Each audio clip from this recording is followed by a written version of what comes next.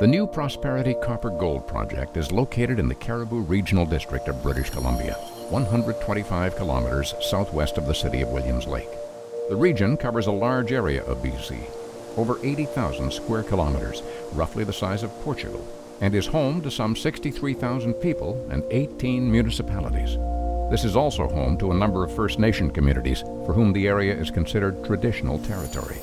New Prosperity is the largest undeveloped copper-gold deposit in Canada, the 7th largest in the world. The mine site is located within the Fish Creek watershed, which contains Fish Lake, Little Fish Lake, and Fish Creek. The original plan for the mine called for the draining of Fish Lake. That is no longer the plan. Taseko's extensive knowledge of the land is the result of decades of examination and assessment of the watershed. New Prosperity will preserve Fish Lake and its immediate surroundings so that the lake and the rainbow trout population within it are protected. By locating the tailings facility 2 kilometers upstream and away from Fish Lake, the lake can be preserved in its entirety.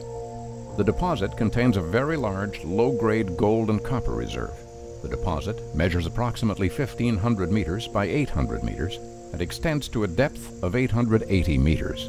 Drilling and sampling in the area dates back to 1963 and continues to the present day.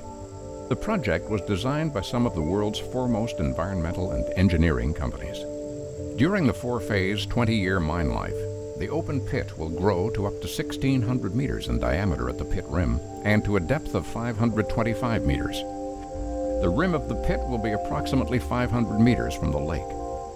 Waste rock will be stockpiled to the north of the pit, and lower-grade ore will be stored to the northeast of the pit for processing later in the mine life.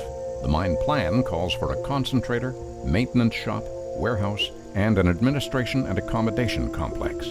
The mine will operate using rotary drills, electric cable shovels, diesel-electric trucks, and a fleet of support equipment to maintain roads, dumps, and stockpiles. Ore from the pit will be crushed and conveyed to the concentrator. In the concentrator, the ore is crushed and ground up in water to the consistency of sand to expose the fine particles of copper and gold. The gold and copper is then collected using the same kind of reagents that are used at most copper mines, and the remaining sand, called tailings, is pumped as a slurry with water to the tailings storage facility. The tailings storage facility starts out small and slowly increases in size over time, keeping pace with the rate of mining taking place in the pit. Some of the waste rock contains naturally occurring sulfides, which must be kept submerged in the tailings pond to prevent oxidization and potential acid rock drainage. Location of the deposit within the Fish Creek watershed allows the mine to be designed so that all mining activity and disturbance takes place in a single watershed upstream of the pit. Currently, rain and snowmelt are the only sources of the water within the Fish Creek watershed. Upper Fish Creek flows to the northwest and discharges into Fish Lake. Fish Lake drains into Lower Fish Creek, which then drains into the Taseko River, a tributary of the Chilcotin River, which in turn flows to the Fraser River. During mining operations, the project will impede the natural water flows in the watershed.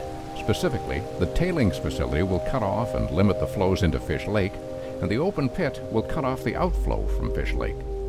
However, a number of mitigation measures will be implemented to ensure the preservation of the lake and the viability of its trout population. In order to maximize the contribution of non-contact water to Fish Lake, surface runoff from the upland areas east of the project is intercepted and directed to the lake. To maintain appropriate water levels and flows into Fish Lake, the water draining out of Fish Lake will be recirculated back to feed Fish Creek's spawning and rearing habitat and ultimately the lake itself. Excess water not required to maintain Fish Lake will be pumped to the tailings pond. Rainfall and groundwater in and around the pit is pumped directly to the concentrator for use in the milling process and then pumped up into the tailings pond. Ditches around the ore and waste stockpiles will collect water to be pumped to the concentrator.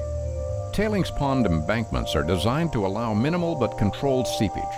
To ensure water from the tailings pond is contained and restricted from impacting the water quality of Fish Lake, it is collected in seepage ponds and pumped back into the tailings facility. The water table beneath the Fish Lake watershed is close to the surface. This water moves very slowly, on the order of 10 meters per year, following a similar path as surface water, moving from topographic highs to lows. In the area of the pit, dewatering wells, installed to increase the stability of the pit walls, will temporarily lower the groundwater table in the immediate area. The tailings pond sits on low permeability clay-like glacial till, ideal for limiting seepage.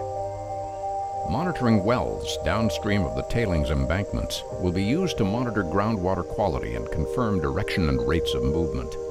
If the monitoring suggests an undesirable deterioration of water quality, then this water will be collected and pumped back into the tailings pond. A properly designed and managed tailings facility can provide a healthy environment for fish and wildlife. At Taseko's Gibraltar mine, a large open-pit copper mine, the tailings pond is home to 3 to 5 pound healthy rainbow trout, such as the high quality of the water at that operating mine. In the event that water quality in Fish Lake indicates a need, further mitigation is available to correct this situation and ensure the environmental integrity of the lake and its aquatic environment is secure. Once mining operations cease, the reclamation plan calls for restoration of the natural drainage pattern of the watershed, which will allow the pit to naturally fill up with rain and meltwater, a process that will take about 40 years. At the end of the mine life, the crushers and mills, conveyors, and all mine facilities will be removed from the site and appropriately disposed of. The waste rock stockpile will be resloped and, as with the tailings embankments and beaches, covered with soil, seeded, and planted to establish wildlife and waterfowl habitat. Once the pit is filled with water, and provided the water quality meets the expectations and guidelines of the day, the natural drainage course for the entire watershed will be reestablished.